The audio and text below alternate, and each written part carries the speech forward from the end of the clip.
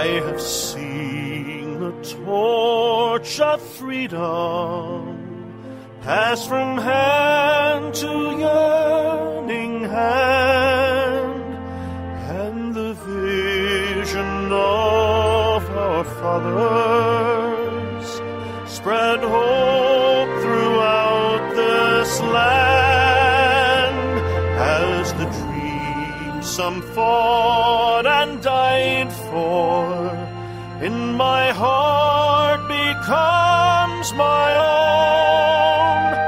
I will strive to keep her promise, America, my home. America, America, may God bless America, and freedom reign across America, my home. From the shorelines to the prairies, to the cities great and small, we have reaped the fruits of justice and liberty for all. So with deep appreciation for the blessings of freedom that we know in this great land of ours, I'm Dr. George Simon, welcoming you to another edition of Character Matters. Welcome. This is where we talk about what I consider to be the defining issue of our time, the character crisis that is plaguing much of the free world these days, and in fact plaguing much of the world today, not just the free world. And this is where we talk about its importance to the survival of our great country. This country is only as good as its collective character. Its character is only as great as the sum of its the character of its constituents. And over the last few decades, I'm afraid the greatness of our country has been eroding. And that's because, unfortunately, we have more disturbances of character, more deficiencies of character among our citizens than in times past. Certainly since the time of our greatest generation, as Tom Brokaw called it. And we're paying the price for that right now. And that's the main thrust of my work for the past 30 years or so. And the main purpose for my blog at manipulative-people.com, my website at drgeorgesimon.com, another blog that I write for at Counseling Resource, counseling with 2 L's, resource.com.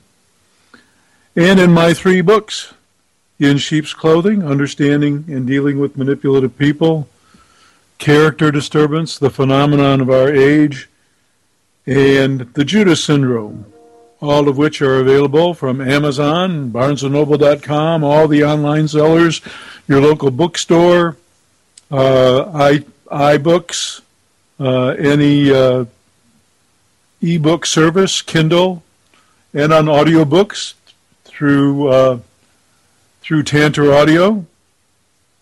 So visit the website, visit the blog. The manipulative-people.com blog has been especially busy this past week because I have been posting on a series of articles on personality and character and other commonly misunderstood terms in psychology. It's going to be a fairly substantial series. There's a lot of misunderstanding out there about certain terms and concepts. A lot of that has to do with the fact that Many terms have entered common parlance without much accuracy. And on top of that, unfortunately, even professionals misuse terms at times. So the current series is meant to clarify some concepts, clarify some points. This is the main thrust of my work. I try to take some fairly complex concepts and break them down so that the average person can really understand them, because that is the secret to dealing with character-impaired people.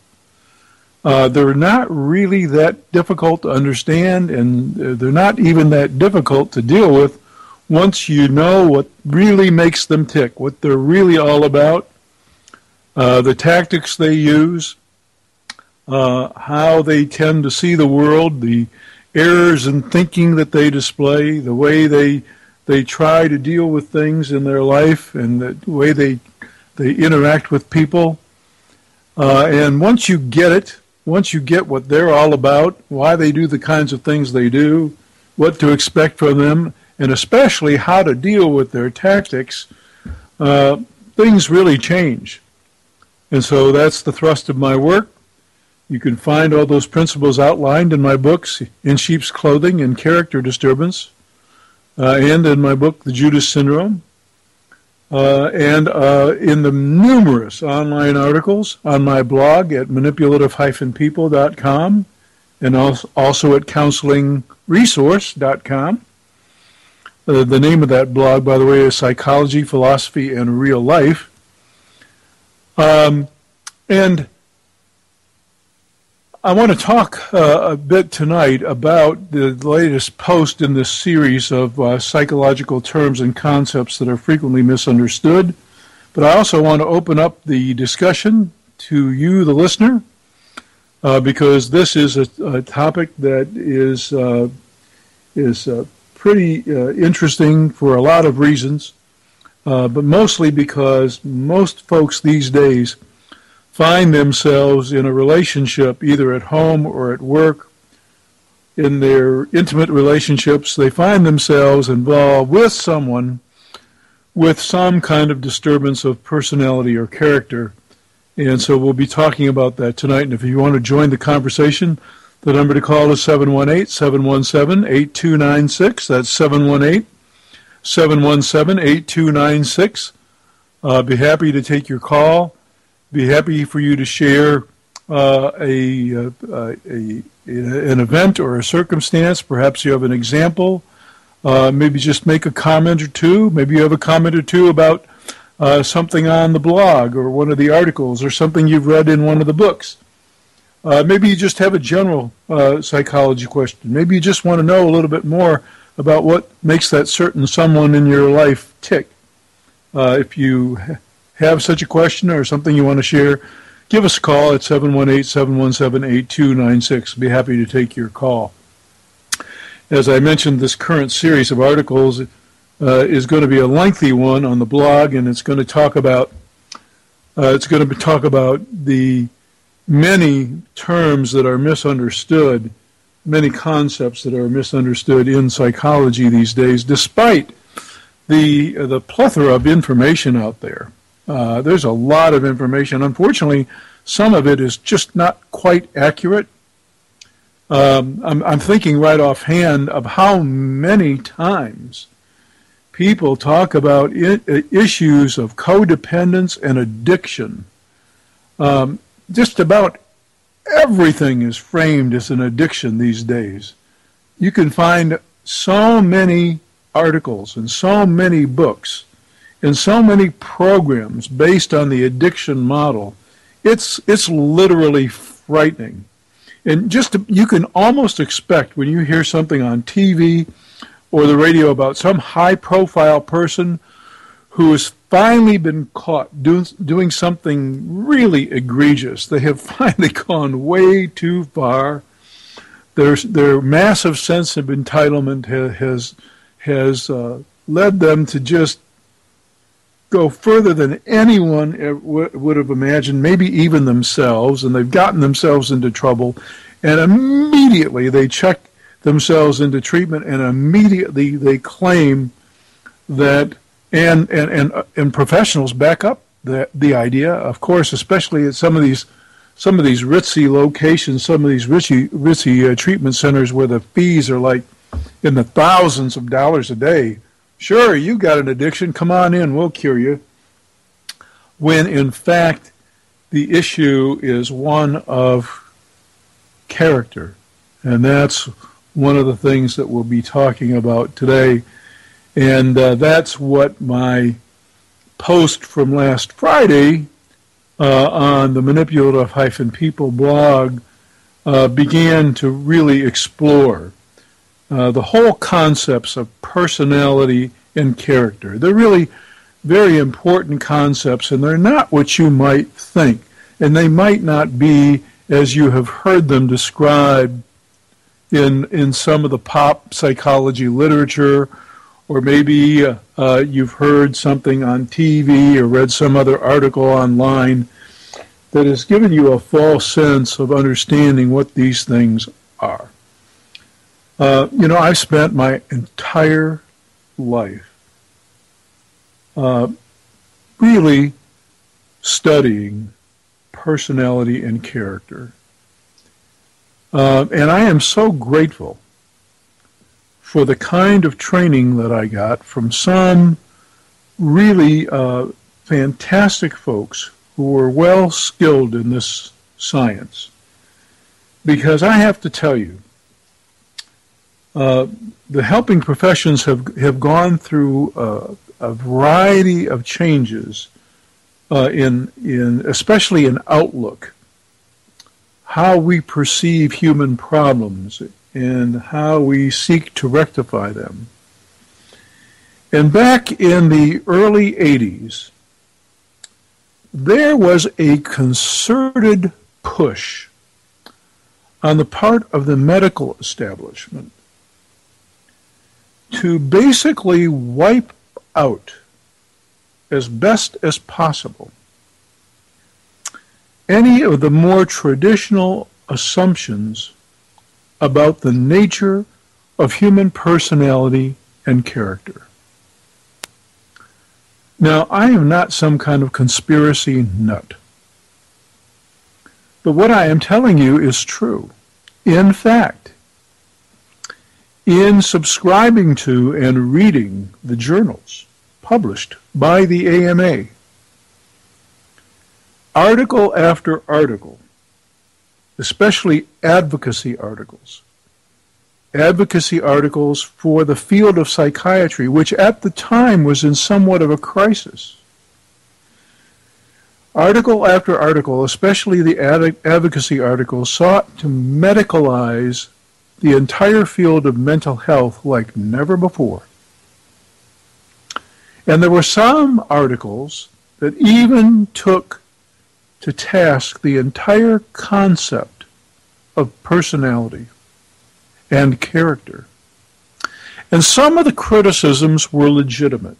Some of the criticisms pointed out that certain illnesses, for example, true biochemical depression, true endogenous depression, resulting from a neurobiochemical imbalance.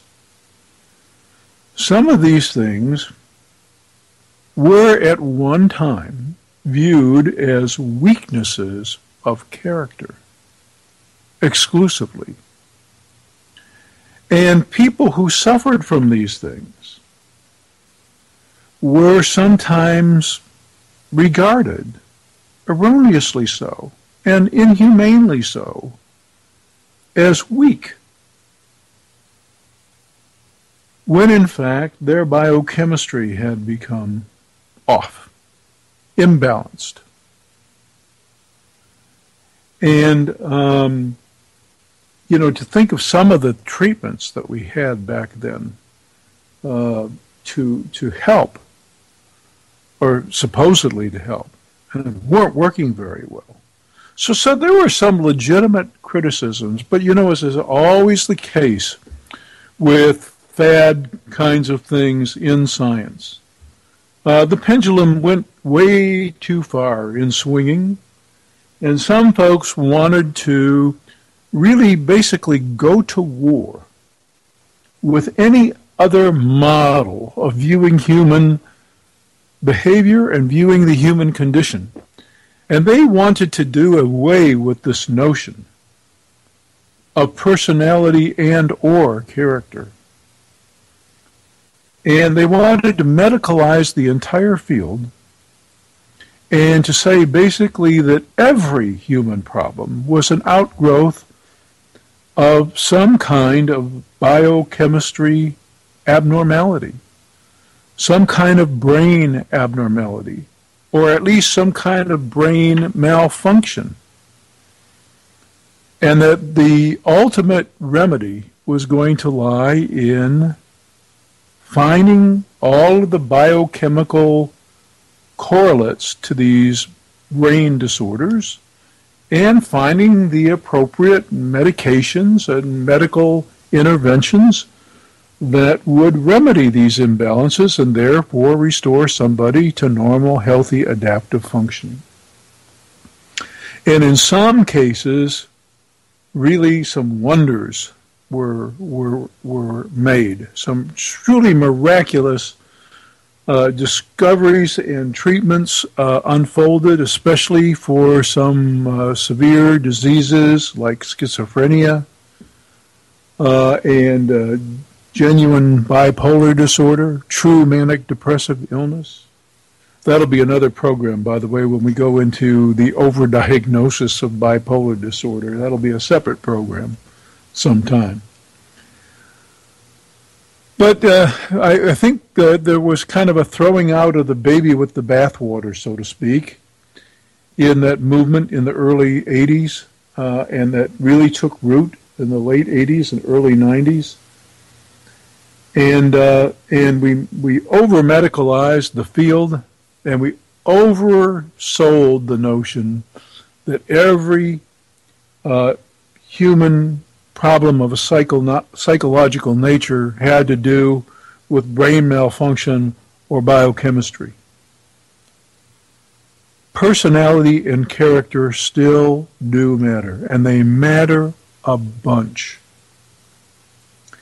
You know, as helping professionals, those of us in the mental health field, whether in psychology or social work, clinical social work, family counseling, professional counseling, marital and family therapy, whatever the case may be, no matter the discipline, we are actually asked and trained to look at all dimensions of an individual's function, not just what presents as the symptom, as the syndrome with which they're struggling at the time, but the whole person.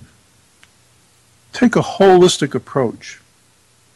And what I found early on, I learned this very well. I was taught this, and I realized the truth of it very early on, is that it's hard to think of a human problem where personality factors don't play a role. For example, I gave an example in an article on Counseling Resource that I don't know if it's posted just yet. The article, I'll give you the title of it, it's called Character, Our Psychological Immune System. And it may not have posted just yet. When it posts, you'll definitely want to check it out at www.counselingwith2lsresource.com. And I made the point in there that I encountered a person early on in my training in a psychiatric hospital who had had recurring bouts of depression. And this unfortunate individual had been treated with all kinds of medications, was pretty recalcitrant in her depression. And he had shock therapy, not once, but many times. And although for a brief period of time, following electroshock therapy would do somewhat better, would always succumb again to a depression. And a physician and I on the treatment unit, had a bit of a discussion about this patient because we were both worried about the fact that nothing that was tried seemed to do much good. The only thing that hadn't been tried, because once again we were there in the era where the pendulum had really swung to this extreme medical end, and everything was being seen from a medical perspective solely. And cognitive therapy hadn't yet taken roots, and cognitive behavioral therapy hadn't yet taken root within the ancillary helping professions. So this woman was not given the adjunctive kinds of therapy that would help. We were coming out of the era where we were not doing traditional psychotherapy.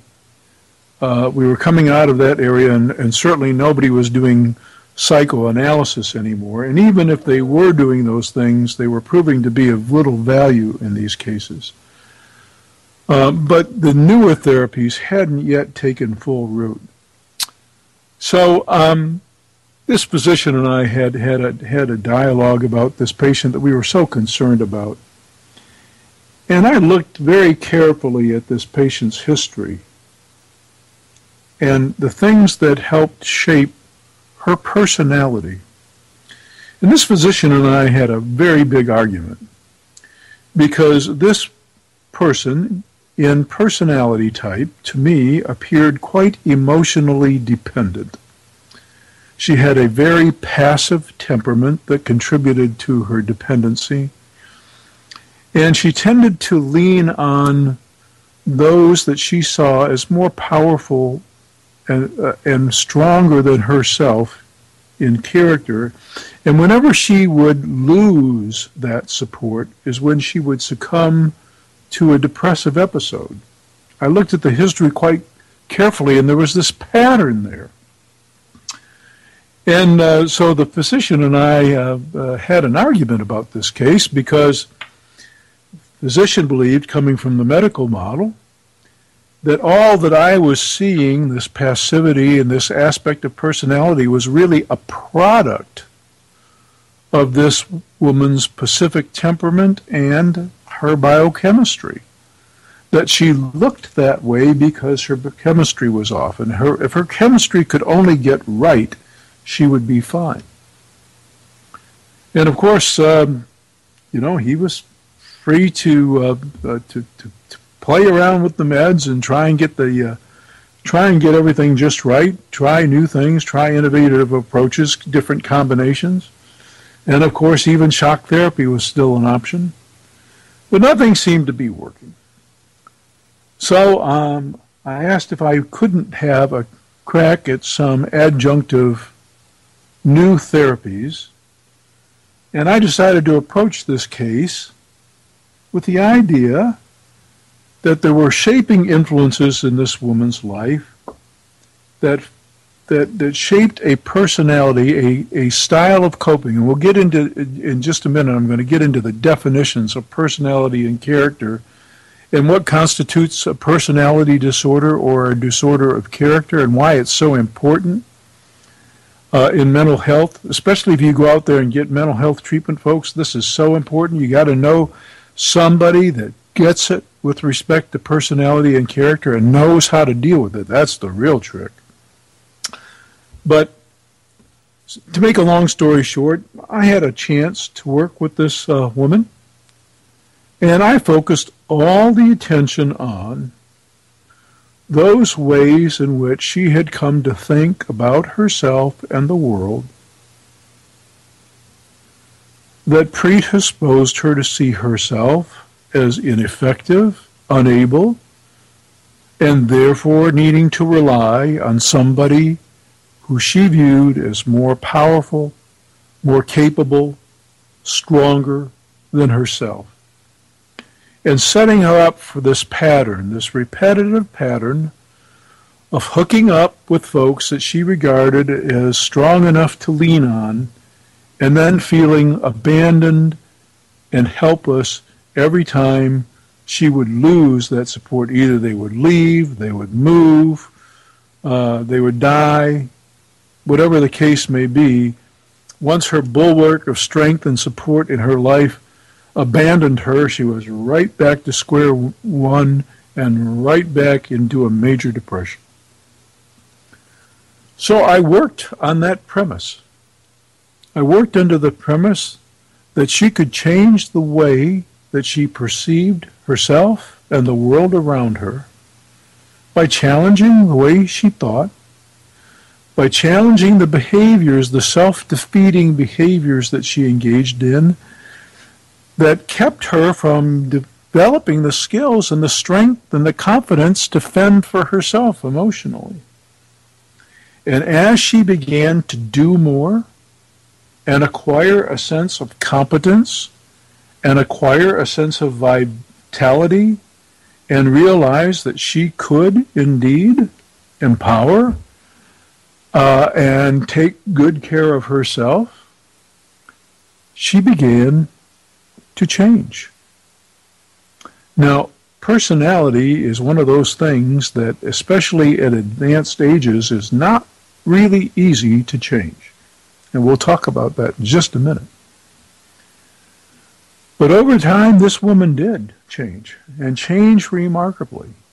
And for the first time in a long time, she stopped having recurring major depressive episodes.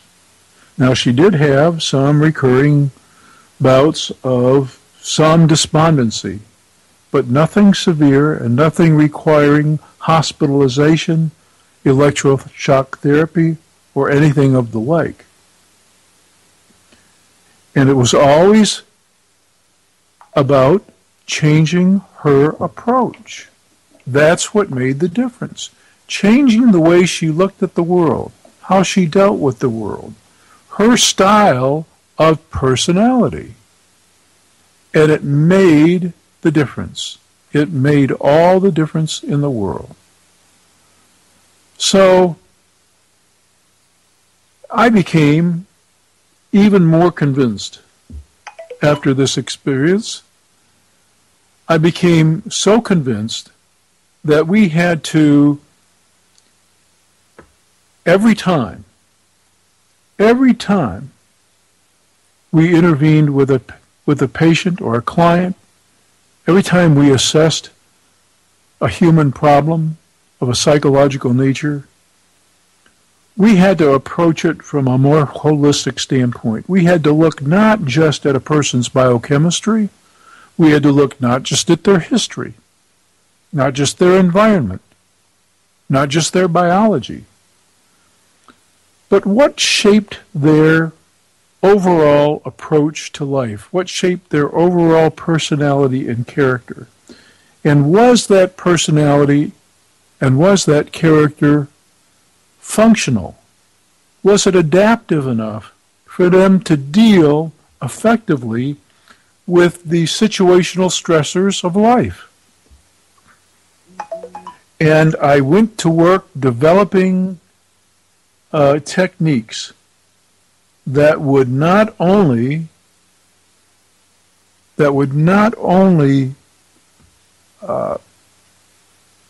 help people come to terms with those aspects of their personality or character that were dysfunctional, but also give them the tools that they needed to change. Because by nature, personality is a tough thing to change. A very tough thing to change, especially when you've gotten past a certain age. You're not as malleable. You know, there's an old saying about getting set in your ways. Well, there's truth to that. You know, over time we get pretty used to the way we like to do things, and whether it's functional or not, whether it's adaptive or not, we get pretty well stuck in our ruts and in our habits. And so change does not come easy. But for most people, that's what's really essential. We don't want to put a Band-Aid on their problems. I know all too many people whose personality is really at the core of their difficulties, and when they start to have symptoms as a result, for example, they start suffering recurring bouts of depression or dysthymia, or they have repeated bouts of anxiety, then they rush to the doctor to get a pill to make them feel better.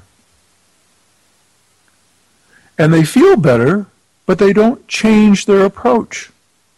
They keep doing things the same way they have. And eventually, even though the medicine helps them feel better for a bit, they keep doing the same old stuff that gets them into trouble in the same old way and experiencing the same old stress. And as a result, things don't really get better, even with the help of medicine. So eventually they have to tackle the real problem, which is their approach to life. Now, in the series of articles that I've got going, and by the way, once again, let me invite you all to call in if you have a question or a comment you want to make, or you have an example you want to share. The number called is 718-717-8296. That's 718-717-8296. Be happy to take your call. But in the latest article that posted this past Friday, I explain just exactly what personality is. A lot of misconceptions about personality and what makes it up. Not the least of which is misinformation, not the least of which comes from misinformation from folks writing pop psychology books, publishing articles online. I read many online articles and blog posts by folks who mean well, sincerely mean well, but misrepresent information all the time. And it's really disheartening. But what is personality, anyway? Well, the term comes from the Latin word persona.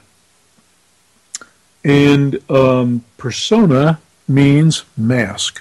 You know, in the ancient theater, the art of dramatizing events had not evolved at all, and all the actors were men.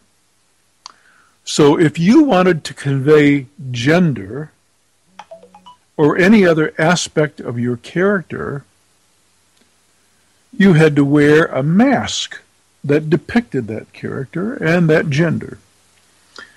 Also, the art of conveying emotion, the art of acting as we know it today, had not evolved. People basically recited lines, but not with the method that we have these days. So masks were also used to convey emotions, smiling masks, frowning masks, masks with anguish on them. So the actors on the stage put these masks on to convey all the aspects of the character they were trying to portray. And that term got borrowed by some of the classical theorists of personality who conceptualized personality as basically the social mask a person wears that hides their true self and their true feelings.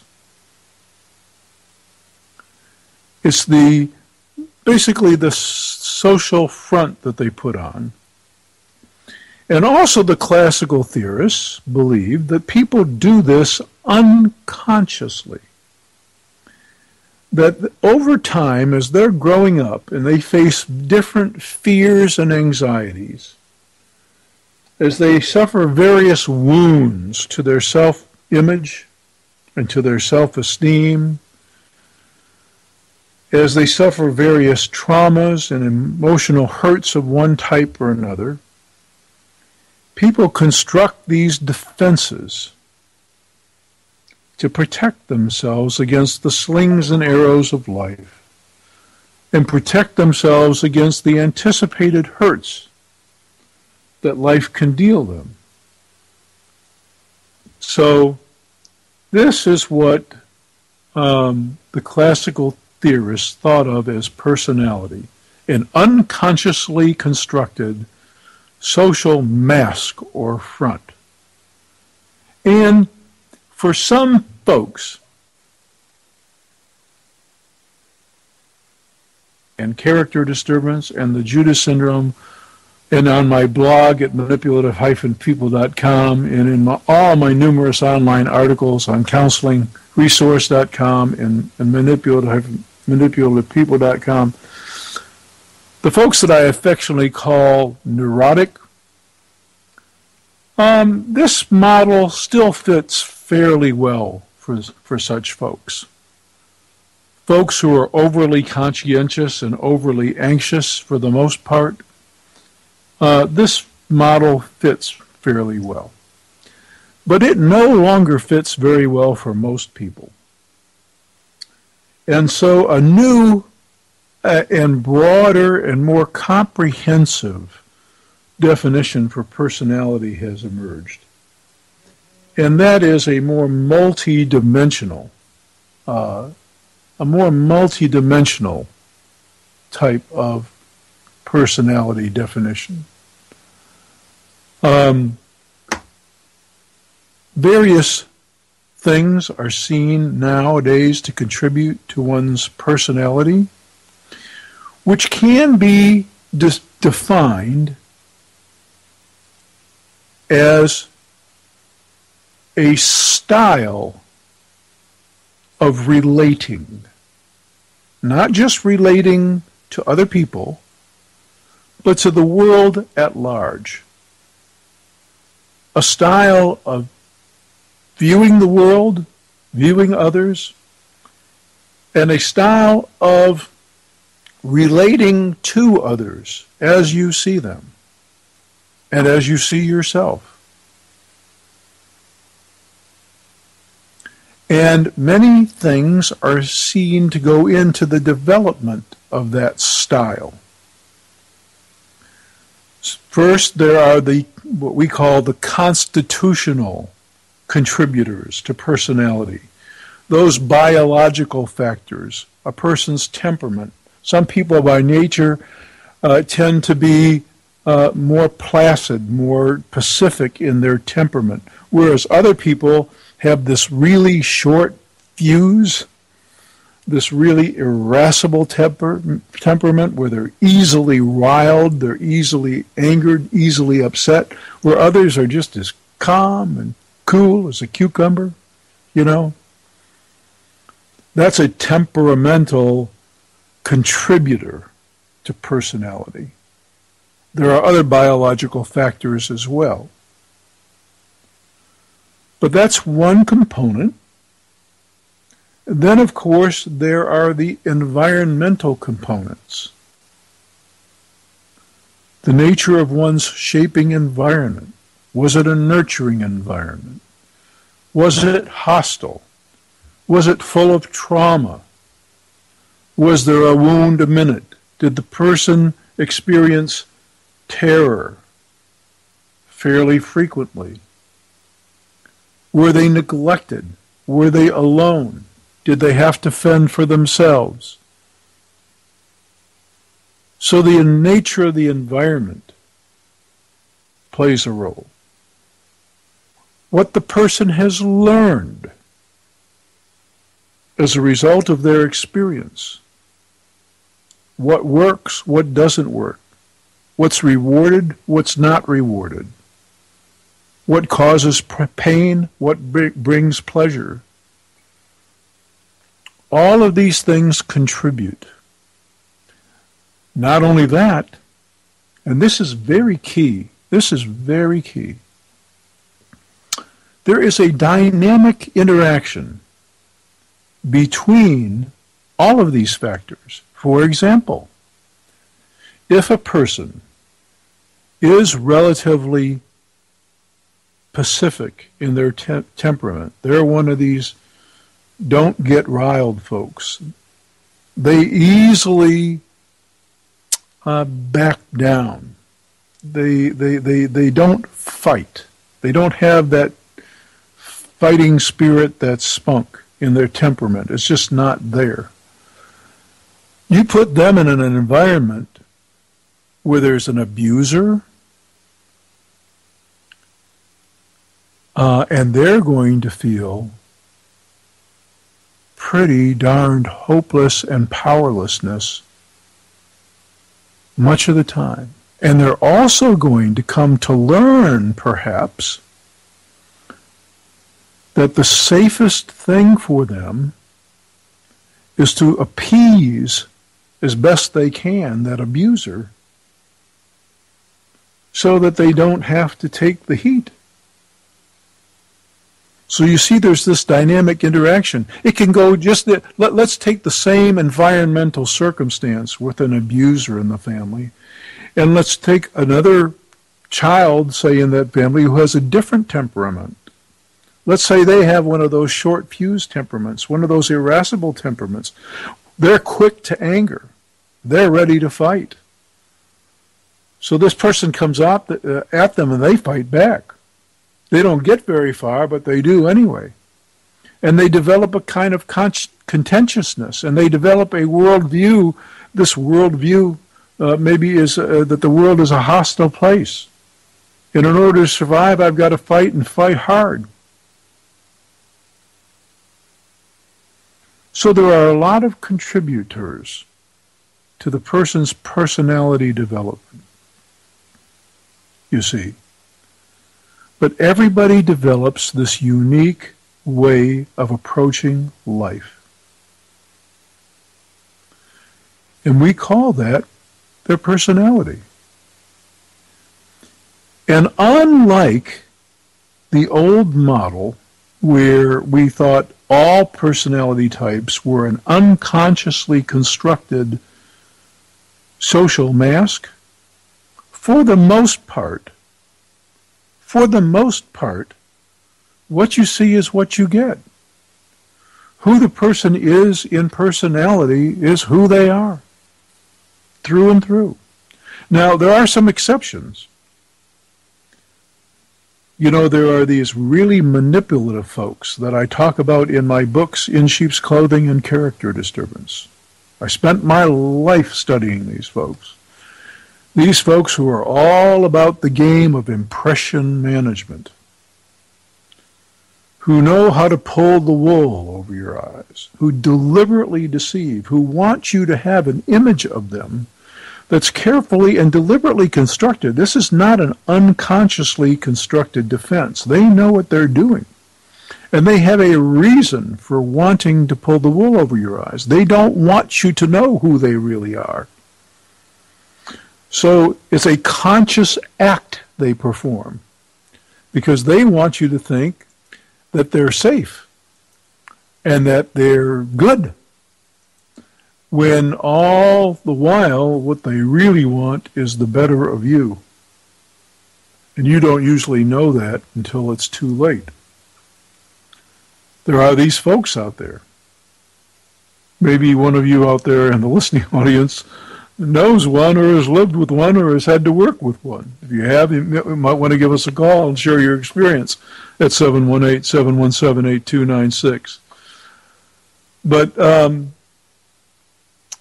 that's personality. And for the most part, what you see is what you get. Now, a lot of folks speak about personality and character like they're one and the same thing. They're not. And it's important, you know, I know many mental health clinicians who make this error all the time. They speak of personality and character like they were one and the same thing. They're not. And the word derives from a different root as well. Character comes from a Greek term meaning it refers to it actually refers to the engraver's mark on a printing plate. It's the mark that an engraver makes literally a mark in stone, that creates a distinctive character for the purposes of writing. In this case, a letter character. And every character is distinct, right? And you put them together and they form words. Well, character is that distinct mark of a person, that distinct aspect of their personality that defines their social and moral integrity. It marks them as a person of moral fiber, one way or the other. Now, when we speak of disturbances of personality and disturbances of character, what we're talking about are people whose way of doing things, whose general approach to life, whose way of dealing with other people and dealing with life situations is a problem in and of itself. In other words, who they are is a problem because how they prefer to relate to others, how they prefer to deal with life, how they see the world, how they see others, how they see themselves, and how they choose to get along is a problem. It's not just that they're anxious or that they're depressed or that they have some other clinical syndrome going on. That's the problem. It's who they are and how they do things that's the problem on a regular basis. It's their unique, quote-unquote, style of interacting that is the problem. And when a person's personality is so deviant from normal and healthy, and so inflexible, and so extreme that it causes big problems for themselves and or for others, we might say that they have a personality disorder. That's the definition. In other words, the way they do things is so contrary and so out of whack, so intensely out of whack, so dysfunctional. And because they're so inflexible, they don't seem to know how to do anything else. They can't modify that style, even when it would be appropriate or to their benefit. They just can't do it. They don't seem to know any other way. Then we say that they have a personality disorder. And the same is true of character.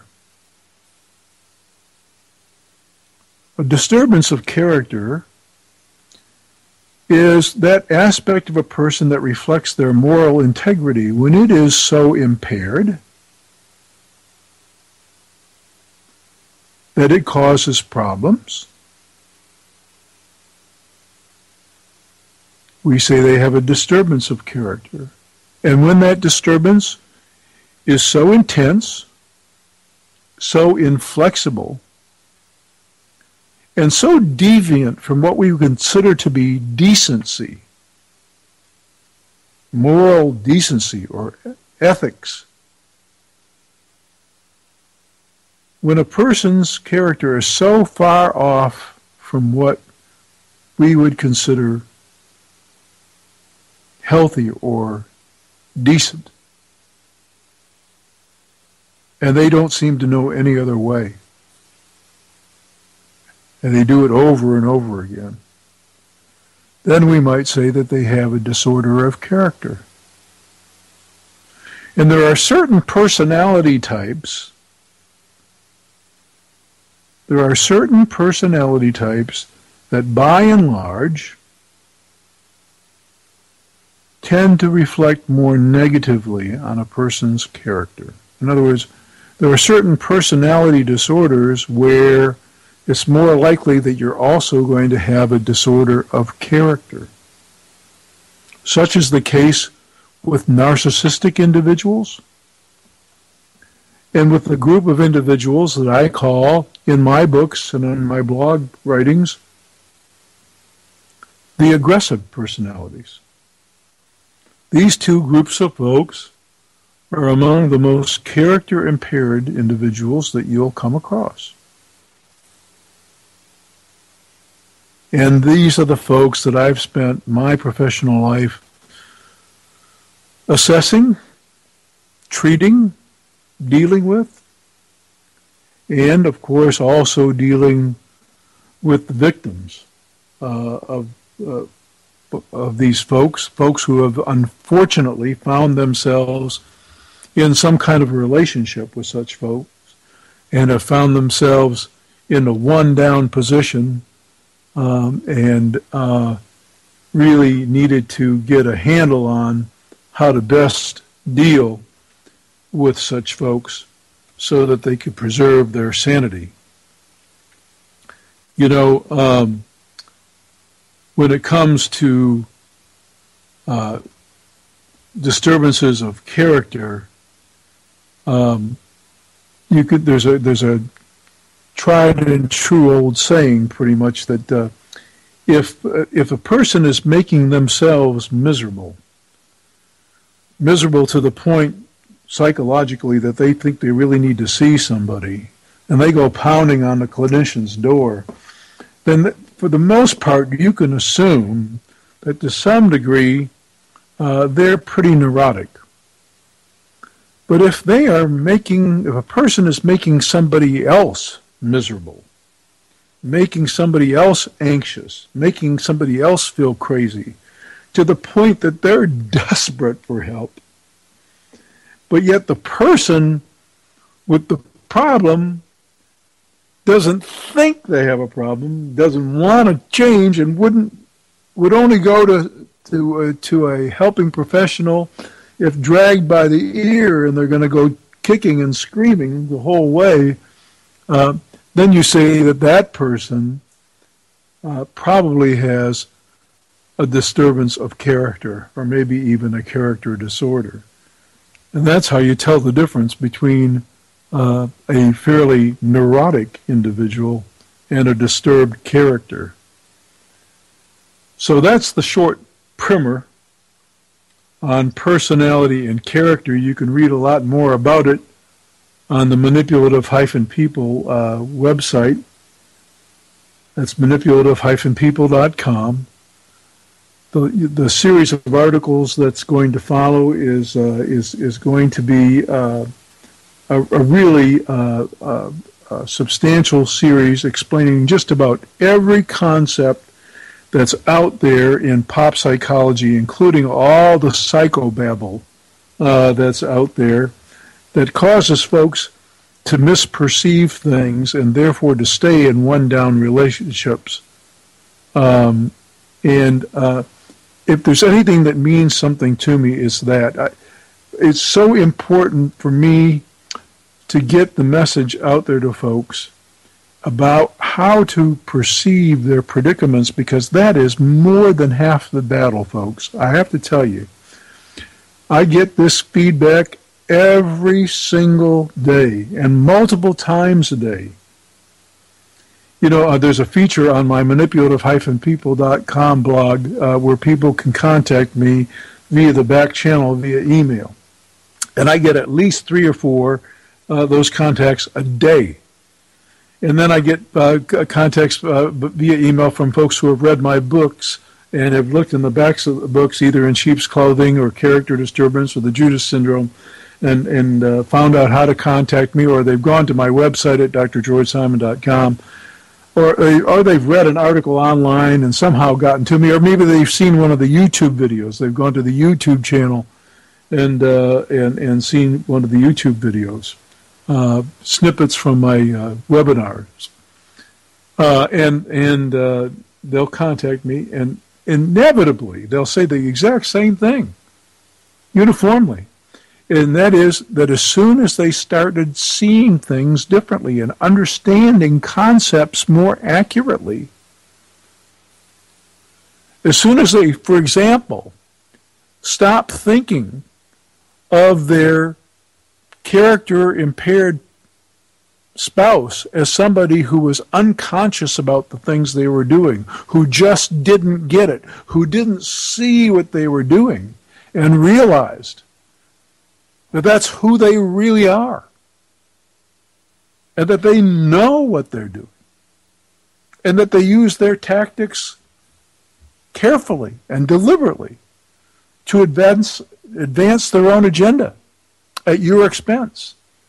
As soon as they got that and understood it and accepted it, and then learned the tools that I suggest about how to deal with those things, how to confront and correct, how to not tolerate, how to set the appropriate limits, how to call them on their game, how to second guess what they're up to.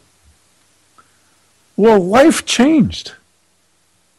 Life changed for these folks. And man, there is just nothing more edifying than that for me. I just got to tell you. Makes my day. When I get a message from somebody about that they have now adopted a new frame on things, and that in adopting that new frame, for the first time in their lives, they were empowered in their relationship with their manipulative co-worker or spouse or boss or whoever it may be, and turn their lives around. It doesn't get any better than that, folks. That's exactly why I do what I do. That's why I continue to write. That's why I continue to do this show, to educate, to inform, because we're in the midst of the greatest character crisis that we've known in some time. And I believe very firmly that we're only going to be great again collectively, and our culture and our society is only going to be great and provide opportunity and provide fulfillment, and our relationships are only going to be whole, and our families whole and together and solid, and our relationships fulfilling. All that's going to happen only when we face and deal adequately with our character deficiencies. So that's my mission. And I'm so happy if anything that I've said tonight helps clarify anything for you, or helps inspire you in some way, or helps you understand perhaps a situation that you've dealt with. And I invite you to call in anytime at 718-717-8296 when we talk again. Next week, it's possible that I might not be here, and that there might be I might not be here live, and that there might be an archived program replayed for your benefit. That'll be announced, unfortunately, only at showtime. But I really don't know for sure whether that will be the case. But you'll know next week.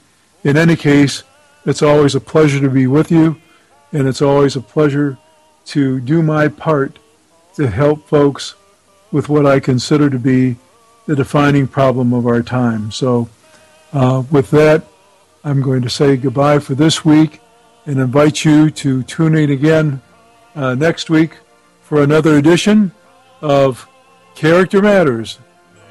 See you next week.